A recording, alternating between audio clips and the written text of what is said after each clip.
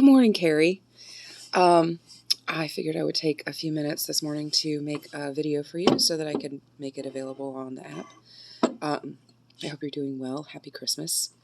Thank you so much for the card. It was so nice. I really loved to see it. And the message was really nice. I liked it a lot. I showed it to Angela. We put it up on our Christmas card line. And the cartoon on the front was really very cute, so it made me happy to see. And thanks for your message about being away next week. I totally understand. Yeah, everybody needs Christmas off. So I'm sitting here at my Sunday morning breakfast, which I'm doing a little bit differently. I have my shiitake miso soup and tea, which is a practice it seems I'm bringing into the weekends now. Well, at least for this meal. So we'll get down to the questions. I made some notes, so maybe it'll go a little bit faster today. And I want to take things a little bit different order. I want to save the proud of things until the end. And instead, I just want to talk first about two other questions, the 2 through 6, whatever it is. So you ask about my flow. This has been, we'll get to the challenging bits. This has been a challenging week, but I did take a look at planning my new flow. I looked at stability ball exercises, a couple of different ideas behind that, and there's quite a lot of ones, it seems, and like a lot of the other body weight exercises, there seem like there's a lot of different ways to make them more difficult if you need them to be, if you're like super strong and you can handle the simple stuff. So I anticipate that I will probably build a flow that is too challenging for me in the beginning, just out of like lack of knowledge about how difficult these exercises are going to be. But like with the planks on the flow that I did before, I will probably modify once I do it a couple of times and drop back down to simpler exercises. And then, I'll have an idea about where I want to build up to at the end of the quarter. It was a bit of a challenging week in its own way, which I'll get to in a second, but I had a really nice surprise when Angela came home with 2 of these lovely weighted balls, which I saw once I have no idea, I haven't even weighed it to find out how heavy it is. It feels kind of heavy. I saw these once in a Leslie Sansone walking video, this sort of a ball, and she kind of made it seem like she had invented these. I don't know, maybe she did. But I have looked around for, I like to bring these into my practice. It seems like I'm going to have like balls, I don't know, like lots of balls. This is the ball flow. But I have been looking around for exercises for small weighted balls, and I mostly found exercises for like medicine balls that were about like this big. Or stability balls that were that big for like bar exercises on the floor or whatever. But if you have any suggestions about how to use 2 weighted balls, I can imagine a kind of like lift like that. You can't really see me. Hang on. I'm in my PJs, so forgive me. Sort of like that thing, which I can feel like working right here, right on the shoulder. That might be useful. That's probably the first thing I see with it, but yeah, I had talked about doing the free weights and the stability ball, but when I got these, I was like, I feel inspired to kind of think up something new for that. So give me your thoughts. Maybe it's just like doing like this with a crunch, or I don't know. But so we'll leave that for a second. So now when Angela brought them home, I had been, like I say, we're going to get to the challenges in a second, but it was hard this week to kind of like get up a lot of gumption to, for example, put on exercise clothes. But on the day I came home, I knew that it was an exercise day. I just didn't really feel like it. But I didn't just totally want to throw in the towel, especially when Angela came home with these fantastic bad boys. So we had a little bit of throw time, just back and forth. And we did this kind of neat thing where like we'd release one ball and she'd throw the other ball and I'd catch. It'd be like catch and release at the same time, just alternating hands, So that was pretty cool. So that got a little bit of exercise. And, there's the regular exercise on the farm. But exercise-wise, this wasn't like a real red letter week. But, oh well, what are you going to do? Some weeks are like that. I still have my eyes on the prize as far as exercise goes. So, I guess I've never really eaten on our videos before. I hope you don't think that's rude. I'm like, ah. That's too much. That's too strange. Sorry. Anyway, so that's what's going on with the flow and with the balls. For nutrition, so today, this week nutrition-wise was interesting. I wanted to make Christmas cookies. It's not something that I had really done before, but it seemed like the neighborly thing to do. And it seemed cozy, like during the pandemic times, like, it just seems cozy to do a little bit more of the traditional Christmas things than I ever really would have done before for myself. So I made Christmas cookies.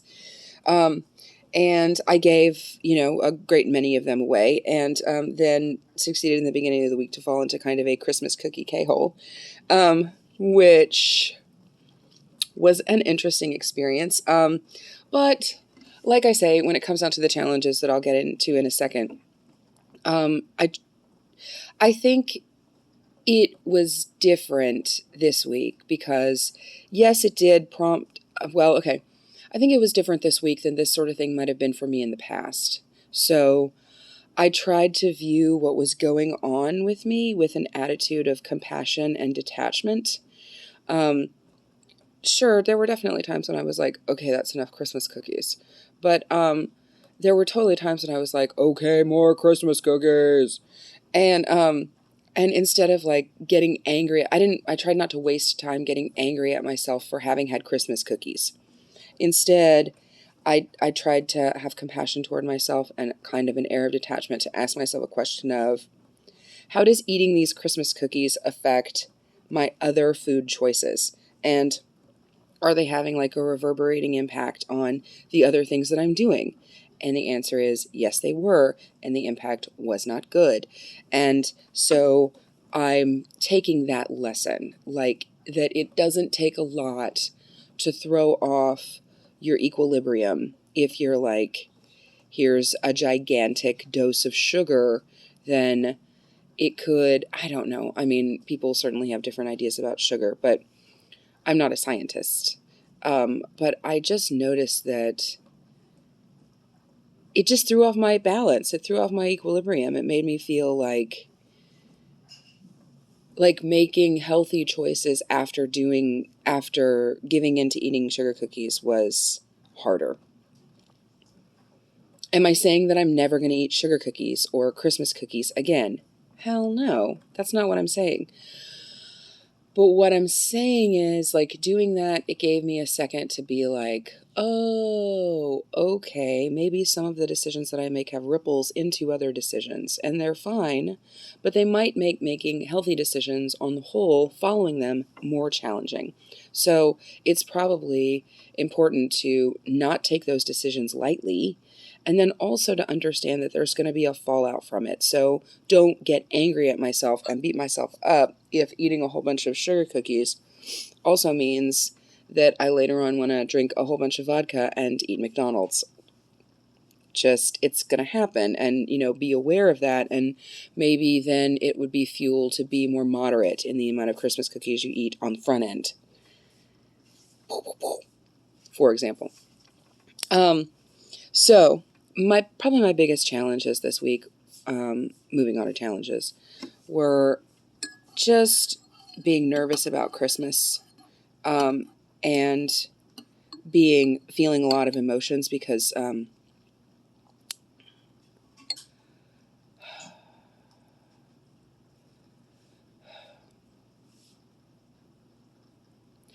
year ago this week was my grandmother's death. So,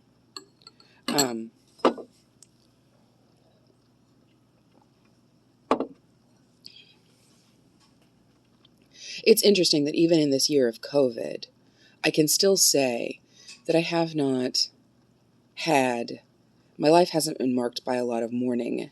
When I was younger, my family was never afraid of funerals. Funerals were practically family reunions. And when I was younger, a lot of the older generation died, and we spent a lot of time at funerals, and I never feel strange about them. But I was a little kid, and I didn't really know these people, and in my adult life, I have, compared to some of my friends, had surprisingly few funerals to go to. Knock on wood, I will continue to have such good fortune for some time to come. But this year of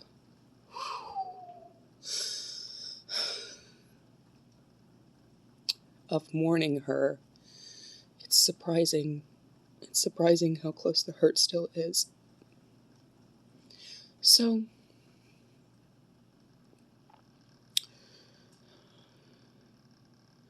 that made this week a challenge. In other challenges, I've been kind of frustrated because it seems like we're going to have maybe a bigger celebration at our home for Christmas than I am essentially comfortable with, but it's something that I have to come to terms with.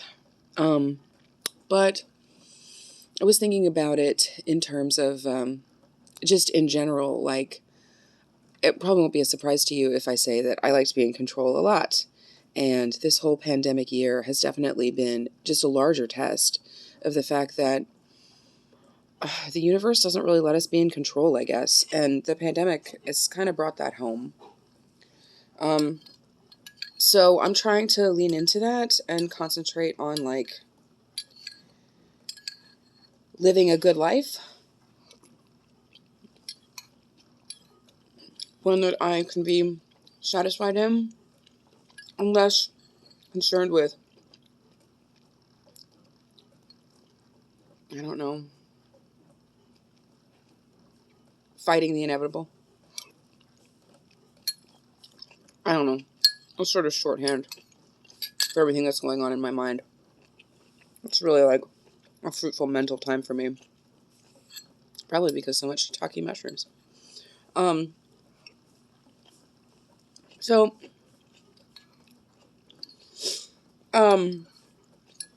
that leads really nicely into my focus for the upcoming week. My focus for the upcoming week is to bring calm into Christmas. To understand that I'm not in control of things. And so I won't try to be. I was trying to be calm at Thanksgiving, but I was really holding onto the reins very tight. It was an interesting learning experience when you sit and think about it, really. Can you be calm if you're trying to be in control? I don't know. There's certainly a lot of stuff we don't have control over. And certainly a lot of good reasons to try and remain calm. So that's my focus. Keeping calm, bringing calm into Christmas.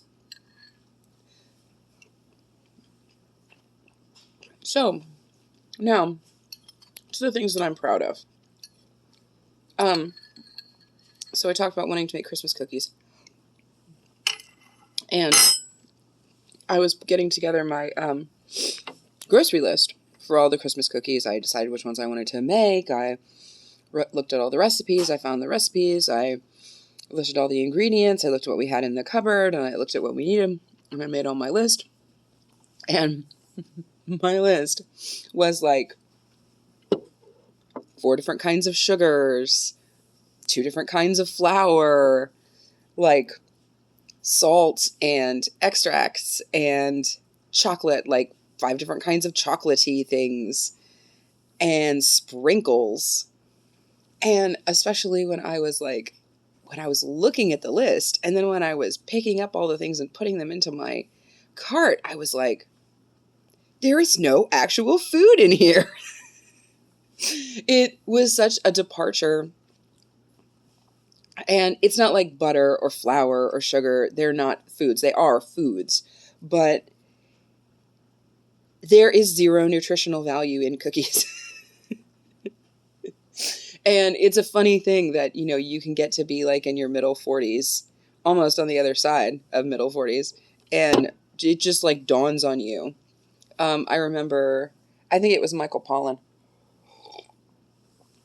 when he talked about, in Omnivore's Dilemma maybe, when he talked about like there's foods and then there's food-like substances, and they seem to be food, but they're not actual food.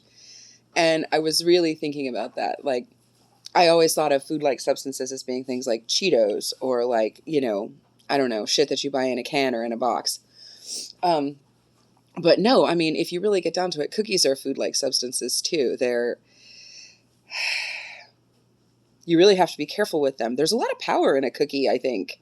Maybe I should respect the cookie. Anyway, I'm sure I'll think about that later. But yeah, so that was really interesting. Cookies aren't foods. The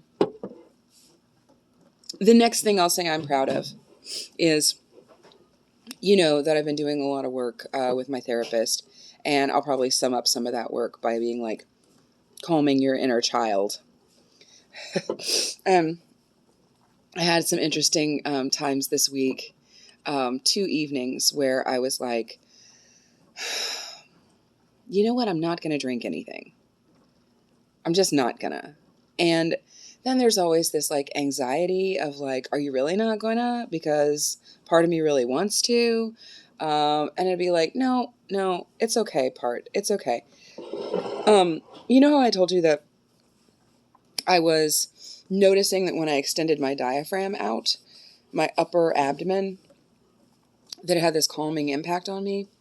Well, I mentioned something to my therapist about it, and she had me also like rub right here. And apparently there's this whole theory about your vagus nerve that it goes like all the way through your body kind of, and stimulating it in different parts can help calm you or help, I got a hair on me, can have positive effects in your body and in your mind. And part of your vagus nerve is right here, like it really gets down right here, and it's not like necessarily right on the skin. I actually think it goes like into your stomach and into your bowels. But when I started looking into it myself, I'm like, oh, I wonder if like right here is like calming my vagus nerve. And so I've been kind of like spending some time doing this. So what does this have to do with, actually that feels really good right now. So what does that have to do with my inner child? Well, I've been finding when I've been feeling panicked, lately, that I've been working on this. When I've been feeling panicked, I've been working hard to calm myself. And this kind of a maneuver does help calm myself. So, I'm like, well, let's just turn that toward, having vodka in the evening. Like, what can I do with that? And so I'd be like, I'd make this commitment to myself, like, I'm not going to drink. And then, I'd be like, oh no. Ah! And so I'd like use my calming vagus nerve exercises. And then it honestly, like, it'd be a fight, but it'd be an interesting fight. And I went ahead and I did it, and I was fine. And part of this whole experiment with diet and exercise has been like teaching myself that it's perfectly fine to do nice things for yourself, and it doesn't hurt, and you don't feel deprived, and you can feel calm and good if you don't do those things that are unhealthful. But this week, especially with the not drinking in the evening, I thought to myself, it's important that I not drink tonight. Not that I never drink ever again, but that I not drink tonight. Why? Because I've made a commitment to myself not to drink tonight. And I am going to honor that commitment to myself. And I feel really proud of the fact that I kind of hit on this notion that I believe myself to be a person that's worth committing to. I can keep my word to myself. And that is super valuable. I don't know if before I always thought that I was somebody that was worth keeping my word to. And then if you don't keep your word to yourself, then you feel crappy. And you're like, oh, see, I told you you couldn't. I told you couldn't keep your word to yourself. You really are a piece of junk, or whatever goes on in your mind. So it's important to be able to keep your word to yourself. And I can do that, and I feel good about that. And so I'm going to play around in that space a little bit more this week. Because that's neat. So probably the last thing, I know it's 20 minutes, and I said I was going to write it down, so it was going to be a short video, but oh well. So the last thing I'll probably say about things that I'm proud of, I'll introduce by saying this. I don't know if you've seen The Shawshank Redemption. Problematic movie in some ways, gorgeous movie in others. But probably the theme of that movie is get busy living or get busy dying. And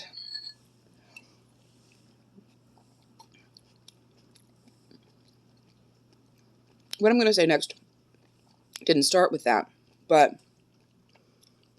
it's a good way to sum it up. I'm starting to understand now that healthful choices are not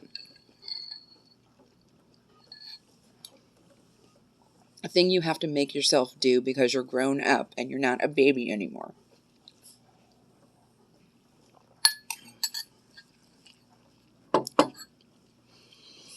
I was reading something about COVID-19 and diabetes. And something in that article or in one of the related articles was talking about like what obesity actually is, as far as like imbalance in your mitochondria and an imbalance in your inflammation in your body, and the way that fat, if it's healthy, functions for a body, and the way that fat, if it is sort of overloaded, kind of becomes its own like endocrine organ, and it cross-talks the healthy the healthy hormones. I'm not a doctor. I'm kind of scraping this together, but it cross-talks the healthy balances in your body, and it fucks other shit up. And I was like, well, that's interesting. So what do I think about that? What I think is that the road to healing my body and my mind is not a matter of like finding what's the right balance between healthy foods and cheating foods. It's a matter of every step that I take needs to be a step toward healthfulness. Every step I take needs to be a step toward healing the imbalance in my endocrine system. Talking like I'm a doctor, I'm not a doctor, but like I need to get busy living or I need to get busy dying. I need to exemplify healthfulness. And I feel more ready to do that because, especially this week with the cookies, I'm starting to understand the ways that the only thing nice about healthful choices is the way that they taste. And half of the time, they don't even taste that great. So when you sort of start to realize that, and you realize that like the bad impacts, the bad ripples, the bad reverberations from making unhealthy choices, well, they can be huge. Then I find that I'm stopping wanting. I'm stopping wanting things that are unhealthful, and I'm starting wanting things that are healthful. So in all of that, I'll say, probably the last thing, my weight has stayed stable. It went up after the Christmas cookie K-hole. But, I'm sure that there was maybe inflammation from the sugar or something like that. I don't know. I mean, now I'm back to like 223.4. So,